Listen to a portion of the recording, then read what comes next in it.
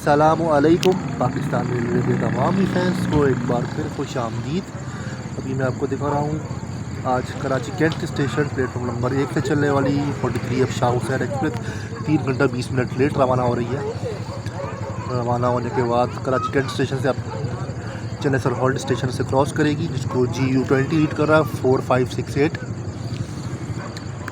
जो कि वाया हैदराबाद, रोड़ी, लोधरा, दुनियापुर, जानिया से खानेवाल, फैसलाबाद और फिर लाहौर जाएगी। 43 अब शाह हुसैन एक्सप्रेस अब ट्रैक पर आते हुए चनेसर हॉल्ट फाटक और स्टेशन के पास से क्रॉस करेगी।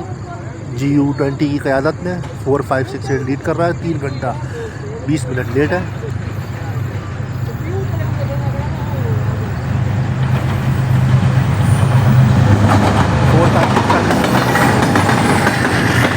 GU20 4565 लीड कर रहा है 43 अब शाह हुसैन एक्सप्रेस को 20 मिनट लेट रवाना हो रही है।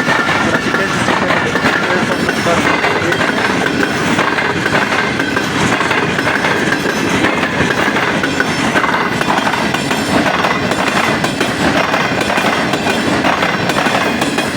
1 मास्टर